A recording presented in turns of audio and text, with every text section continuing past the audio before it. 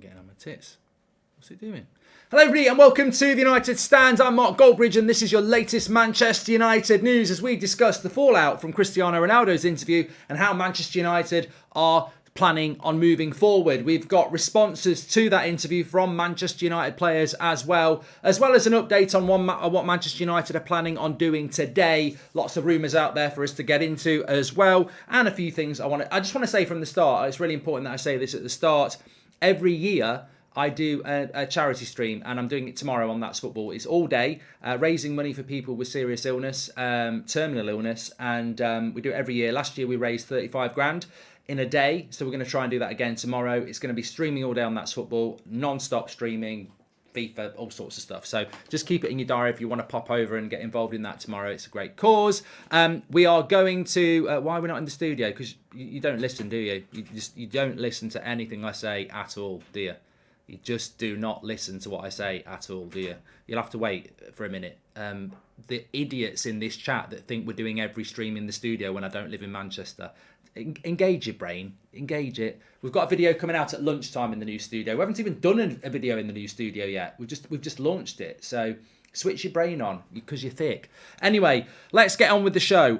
We've got to start talking about Manchester United, and Manchester United are not planning on doing anything today about Cristiano Ronaldo. There is no plan to do any announcement today, any interview, any termination of contract, nothing. There is nothing expected to come out of Manchester United today. Well, that's a bit disappointing. I still would disagree with that, but apparently that's not going to be the case. I actually was speaking to quite a high-profile journalist last night, and they said, was watching your show last night, as a lot of people were. We had about 35,000 live viewers, obviously. Biggest United community. You are fantastic. And apart from the thickos who think that we're going to do every show in the studio. Anyway, they basically said, I was listening to the bit where you said that United need to act before the World Cup because obviously if Ronaldo has a good World Cup, it just creates the story to keep going on and it undermines Ten Hag and, there'll be problems with it. He said, I completely agree that they do need to do something quickly, but they won't do something quickly because it's about money. And the money angle from the Glazers will be, if Ronaldo has a good World Cup, we might get a few million for him in January. So, look, there is a big prediction and theory, and I said it last night, and many of you agreed with it as well, that money will dictate this, not sense. And we've seen it time and time again with United, haven't we? We have, and we will continue to see it. Unfortunately, I think anyone with a brain, and I think Ronaldo would like this to happen, I think Ten Hag would like it to happen, and I think most of the fans would like it to happen. We'd all like to see a statement today saying that Ronaldo's contract has been terminated mutually and he's no longer a United player and he's free to do whatever he wants. That's what we would all like to see happen. Unfortunately, United will not do that because the Glazers will think, if he has a good World Cup, we might be able to get a bit more money out of him. Or if he has a good World Cup, he might come back and play for us. This is what happens. I mean, Ronaldo said it himself. They're not interested in the football side. They're interested in the marketing side. And I think that's what's going to happen. So unfortunately for us, when we want to be talking about this Gakpo story, which I'll talk to you about in a minute, and we wanted to be talking about the future, the Glazers are going to throw us into the past for the next few weeks. We are going to be the Ronaldo circus because they are not going to react and do what needs to be done. Unfortunately, that is because of money. And there's not a lot we can do about it because we are owned by the Glazers, as we know. We can start blocking the Ten Hag out people, moderators. I've got no interest in any of that. It's just idiots in the chat, isn't it? We're trying to do a news show here. But what I want to talk about is the and don't start talking to me about community. There's absolutely no reason to be Ten Hag out. We've had a good start to the season, and if you're Ten Hag out, you're basically you don't belong on here anyway because you're not a United fan. So, yeah, jog on and do one. Can't be arsed with any of that this morning. We're a Manchester United community. We're not a Ronaldo FC community. As much as I love Ronaldo, he's done his interview, he's had his say, and I think I and many other people just want to move on with supporting our football club, getting the Glazers out and doing what needs to happen. Don't want to be talking about Manchester United ex-players, which is what Cristiano Ronaldo is. He will be, and it's what he wants to be. And I agree with him on that. I think the interview has been done, and the sooner we start talking about moving on, and I want to start moving on. Story coming out of the Netherlands today. that PSV are very much looking to cash in on Cody Gakpo in January, and they're going to be realistic about the price. They're hoping he has a good World Cup, of course, but they are expected to sell him for somewhere between 35 and 40 million pounds, and they are open to doing it in January. This is a player that Erik ten Hag wanted in January. This is a player who can play across the front three positions. Whether we're going to go for it or not, we'll have to wait and see, but I certainly think it's very interesting that a player like that is available, and PSV are looking to sell a player like that, and Ruud van Nistelrooy is their coach, who used to play for Manchester United, so it could be very, very interesting around Cody Gakpo. But I also want to give a big shout out to Garnacho. He won Player of the Month. There is some talk that he might be going to the World Cup because of a couple of injuries. I don't think that is the case now. I think they've called up Almeida. You may know him from my FIFA career modes, but I don't think Garnacho is going to go. I still think that that's a good idea that he doesn't go. I think it's good for his development not to go to a World Cup. I think he needs a bit of a rest, a little bit of a keep the hunger. You know, I mean, he's had a lot of good things happening to him over the last few weeks and months, and I think Garnacho staying back at Manchester United would be quite good. Let's get rid of Donald. There we go.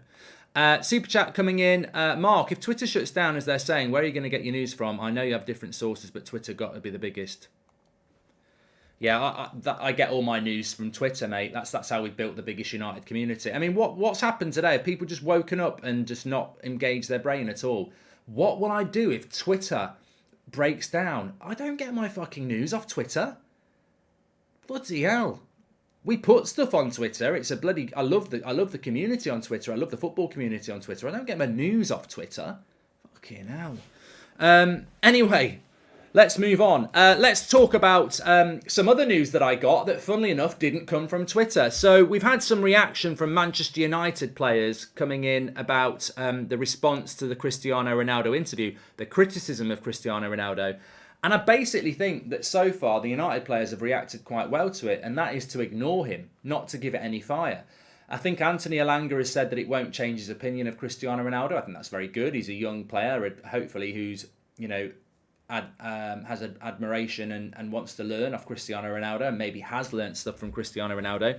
But I think the two most interesting updates we've had so far is from Bruno Fernandes. And I think without doubt, as much as it surprises me, I really do think that there is an issue between Bruno Fernandes and Cristiano Ronaldo. I don't think it's like as big as people want it to be.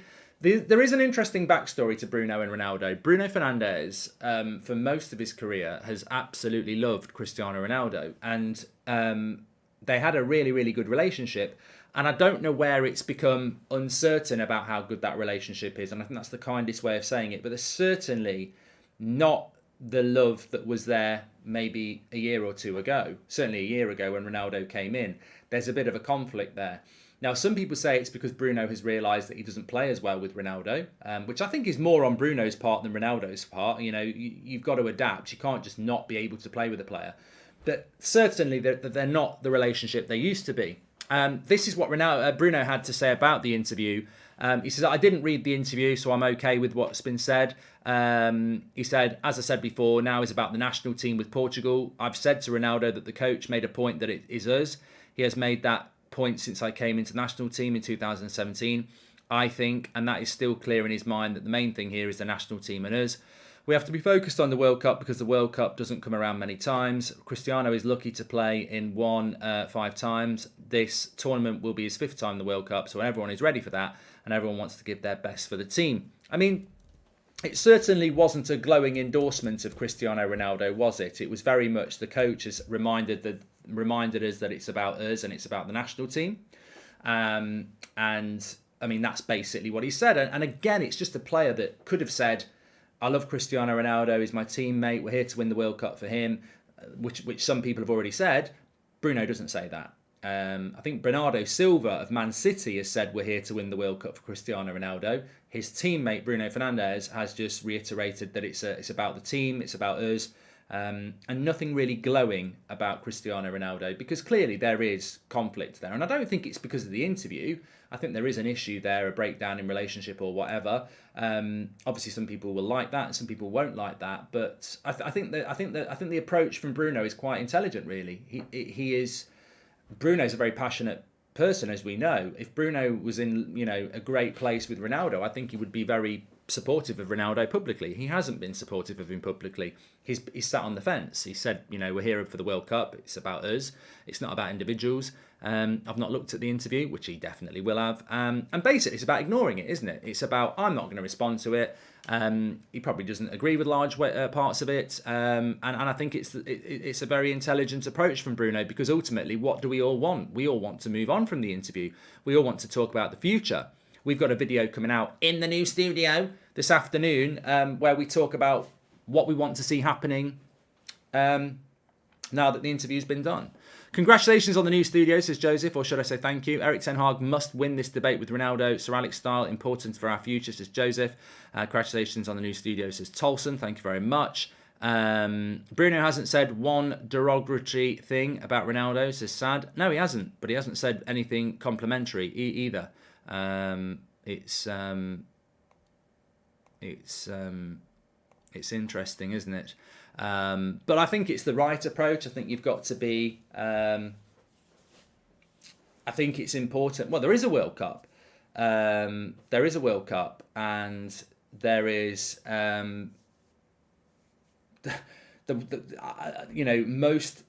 most footballers just don't understand why this interview has happened right now, right before a World Cup, smack in the middle of a season.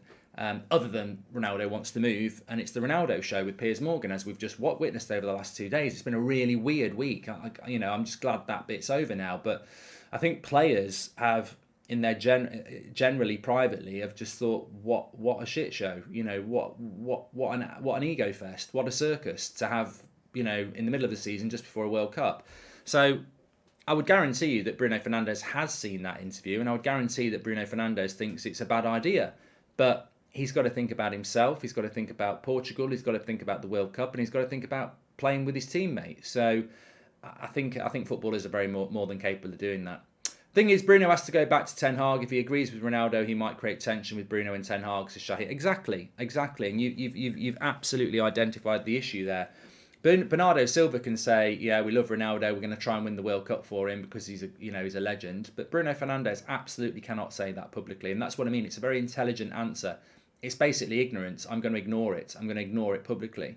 And he might have Ronaldo have a word with him at the training camp, saying, why aren't you saying nice stuff about me? And Bruno can say, I haven't said anything bad about you. I'm just not getting involved in this because I'm going back to Manchester United, unlike you probably.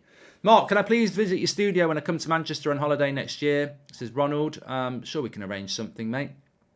And Isk says Bruno's got caught between a rock and a hard place. And Glenn says, you was right, half right, Mark. Ronaldo had his say. He also had Piers Morgan say. He stitched him right up with the loaded questions, says Glenn. I mean, look, on the interview itself, I'm loath to even call it an interview. I mean, Piers Morgan's just bathing in his own piss, isn't he, this morning? He can't stop talking about the numbers. But to be honest with you, if he'd sat down and done the interview with, Ben Shepherd or Chris Moyles, he still would have got loads and loads of views. It's Cristiano Ronaldo. He's one of the biggest attractions in the world. I don't think the questions were stitched up. I think both of them sat down and did the questions together. I mean, there were some rumours coming out last night. Laughable rumours, by the way. You've just reminded me. There were some laughable rumours coming out last night that some questions had been cut about the dressing room, where certain players had been named, and Ronaldo didn't want to. Piers Morgan said it was a good idea to cut it because the England World Cup's coming up, and he didn't want to destabilise the England dressing room. I mean, look, you're going to get those sort of myths coming out and conspiracy theories. Maybe stuff was cut, maybe it wasn't. Maybe stuff was kept out because it was too...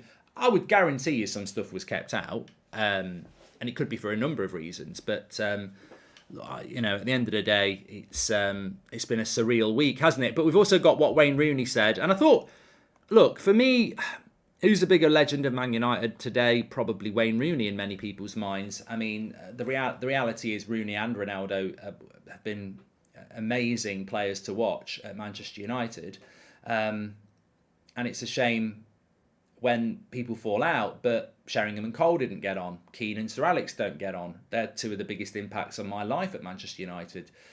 Not Sheringham and Cole. I mean, they were good, but they weren't Keane and Sir Alex. So Rooney and Ronaldo not getting on anymore. I mean, Ronaldo basically inferred he was a rat, didn't he? But this is what Rooney had to say, and I thought it was, again, quite an intelligent response, because I would imagine that Piers and Cristiano would like some people to react to it to keep the fire burning. And if people don't let the fire burn and they put it out, then the interview gets moved on from very quickly with the World Cup tomorrow. I mean, that's the interesting thing here. We've had a few days where there's nothing else going on. So yeah, get the interview out there. Everyone's talking about it. But when that World Cup kicks off, no one's going to talk about this interview anymore. It's gone. There'll be little bits of stories, but it's gone, which is why I think United should have finished the story today. They could have finished the story today, but they're going to reopen the story, aren't they? Probably. You know what my fear is? And we all know this. Remember the January transfer window where we needed to sign somebody and we didn't sign anybody? In fact, I think we did get Bruno. We needed to get Bruno and a striker. And I think we got Bruno and a Garlo. But I think they also announced Anthony Martial had signed a new contract, like a new signing. The Glazers love doing that. They love to use a transfer window to talk about something else. And it wouldn't surprise me if the Glazers are sat there going, well, we can use this to our advantage. We will get rid of Ronaldo in January, but we'll use January to be all about whether Ronaldo's going to go or not. So everyone's focused on that and not on the signings we need to make. So yeah, we could get spun around. We'll have to wait and see. But Rooney's response to Ronaldo was this. Listen, Ronaldo is a fantastic player. And as I've said before, he and Messi are the two best players probably to play the game. And again, it's not a criticism. What I've said is age comes to us all. And Cristiano is obviously feeling that now. And he's finally having to deal with it. Obviously, he's done an interview and it's gone global. And it's strange. Some of the comments are strange. But I'm sure Manchester United will deal with it once they've seen the full interview.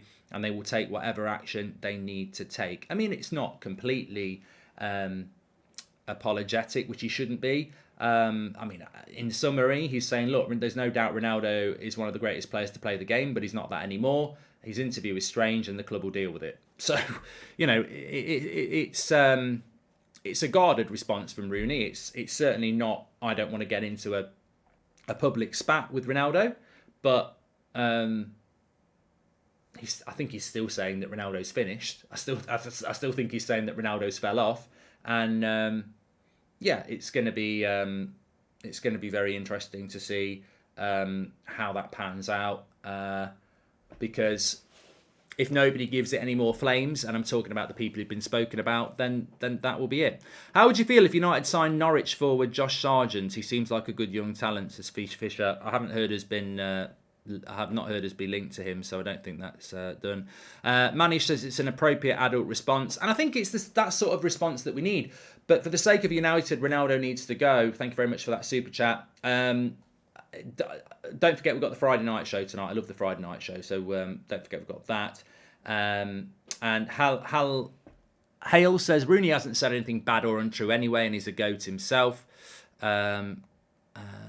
That, and Bruno can't go against Man United with full support of Ronaldo. I think that's why towing the line makes sense for Bruno. Silva isn't employed by the team. Ronaldo just slated, says Jonathan. And as I said, Anthony Elanga is... The thing is, Maguire will be asked about when he does an interview for England. Eriksen will be asked about it. So they're all going to get asked about it.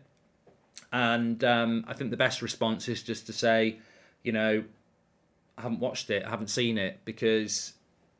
I mean, somebody might try and do some point scoring and say, I think it's a disgrace, but I don't think that's the sort of response that Manchester United would want to happen anyway. I would like to see Erik ten Hag do an interview. I know it's not going to happen, and it needed to happen today because you can't do it tomorrow because it's the weekend and then the World Cup starts, so you can't do it anyway. I'd be very surprised if Man United got Erik ten Hag to do an interview over the World Cup. But I would have had something lined up today, whether it's a written article or not. I really do think that when you have 4 days of worldwide media, one-sided, loaded questions, easy interview, basically say what you like, then there always has to be a response. You know, it'd be like somebody going into a room with all your friends and family and just basically making stuff up, giving you that, you know, slating you. And then everyone doesn't get your side and you just go, I'm not going to give it. Like, I think United have to do that. Imagine that. Somebody walks into a room with all your friends and family and tells the story from their side and makes you look bad. And then you just go, yeah, but I'm not like that. you can believe it if you want to, but I'm not going to say anything back. You know, I do believe that Erik ten Hag should be advised to do something, and United should allow him to do something, because a lot of what's been said he can refute very, very quickly. I mean, intelligent people know a lot of it's not right anyway. As I said last night, and you need to watch last night's video, but as a summary, when Ronaldo is saying that Erik ten Hag has lied in public and, you know, praised him in public and then not done it privately, but what's a manager supposed to do? It's the Sir Alex Ferguson tactic, where you tell the press everything's okay, but behind scenes you deal with it in-house. And I think, you know, you can't... What does Ronaldo expect Ten Hag to do? Come out publicly and tell the world everything the problems? Like, you know, a lot of clubs and a lot of managers will keep the problems in-house to, you know, protect the player and the club themselves. So, you know, I think there needs to be another side to the story, really. But apparently Man United don't plan on doing anything today, which means that the soap opera will run and run and run. Hi, Mark. Love United stand. Hope the new studio doesn't make you too corporate. Congratulations. Says I'm Bolo. Thank you very much. And Mark, instead of Ten Hag, it was a manager of big stature like Sir Alex, Ancelotti, Mourinho. Would Ronaldo have criticised them on public TV? Says Rohat. Well, no, Ronaldo would never have been in this position with Sir Alex Ferguson. Of course not. So that wouldn't happen. And John says, Mark, why would you pour more fuel on the fire? Oh yeah, I know what you mean. Because Manchester United, everyone's waiting for Manchester United now. I mean, even Ronaldo is. Ronaldo has grabbed the ball, served it up, and smashed an ace. What are United going to do? Just go, game you. We've got to come back and do something. Everybody knows United have got to come back and do something. Foxy says, good day, Mark. Oddly enough, I think if we can get Ronaldo's contract terminated ASAP, it'll be fantastic for the squad's camaraderie. Thoughts? Says Foxy. I love Cristiano Ronaldo. Glenn says maybe they're hoping it will blow over in 6 weeks. I hope that's not the plan. I love Cristiano Ronaldo. That's not going to change. But for the now, he needs to go. And United need to move on. And it's weak from Manchester United. Everybody knows it's weak. Arsenal fans, Liverpool fans, Real Madrid fans. Everybody knows Man United are weak at the moment. We are weak. We have done nothing. All week, we've done nothing. All week, we are weak. We've done nothing, and you can't bury your head in the sand. And it reminds me a little bit of, remember when United got stuffed by, I think, Solskjaer had been beaten by Man City, had been beaten by Liverpool. It was the end of October, I think.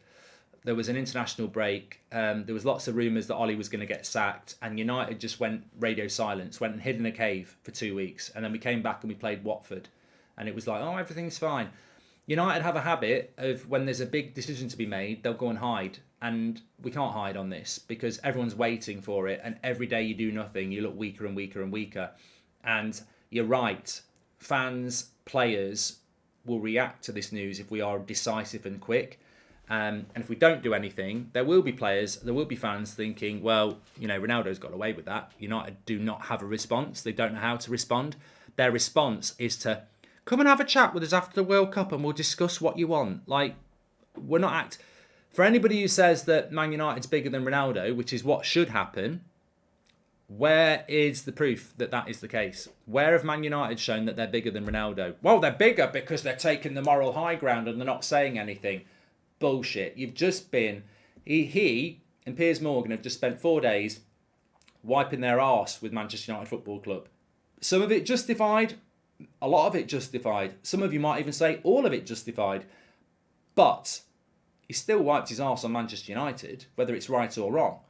What are Man United doing about that? Nothing. Absolutely nothing. They look weak at the moment. They have to respond. I hope the club jumped to the manager's defence. The interview was a vicious attack, says Charlie. So yeah, we'll have to wait and see. But I've been told, well, I haven't been told. Somebody's told me that apparently nobody is expecting anything from Manchester United today, which means we probably won't get anything over the weekend. And the World Cup starts next week, so they probably won't do anything then either. Hi, do you think Ronaldo was aware Piers was going to drip feed quotes and snippets from the interview Monday and Tuesday? 100%, Ian. That whole thing will have been... I mean, Cristiano Ronaldo is one of the biggest brands in the world.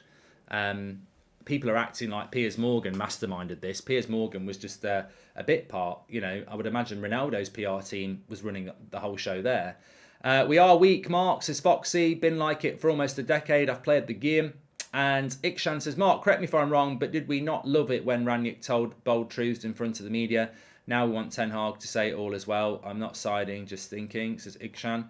I think Ten Hag needs to come out and do something, but I don't know whether he will do. And I think United's weak plan will be to say nothing, and they need to say something. I know United will try and respond. I mean, obviously, another tactic of United's, and I'm not saying it's a bad one, would be to feed the press information to defend them. I saw Samuel Luckhurst's article this morning, and he's very much trying to